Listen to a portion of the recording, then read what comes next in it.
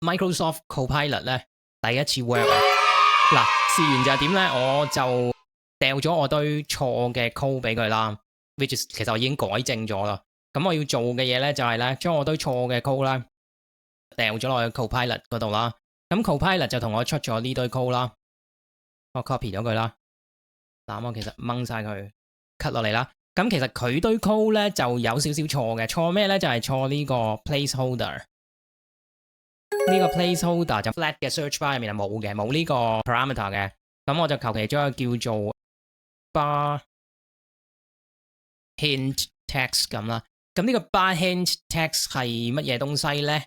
就係呢度嚟嘅 bar hint text， 即係話你個 search bar search 之前就有個即係 comment 有個 hint 話俾你聽究竟要入啲乜嘢咁嘅啫。close 咗佢啦。咁我改完之後咧，應該就 work 嘅。嗱，我 save 咗佢咧，我撈多次呢度。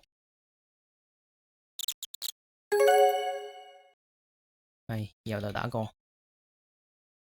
let run。嗱，咁就彈咗個 app 出嚟啦。咁個 app 就呢度咧，我就咁篤入去咧，陣間都冇嘢 review 咗出嚟。但係如果我打 English 呢個咧就係我個 whole list 啦。咁我 whole list 喺邊度嚟咧？就喺呢度嚟嘅 all language 嗰度 specify 咗啦。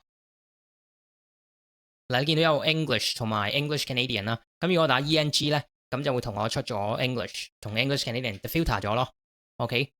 咁如果我打J 應該就淨會出咗 Japanese 呢樣嘢，我就會再繼續改咧。改咩咧？就係改我個 handle change 嘅呢個 event。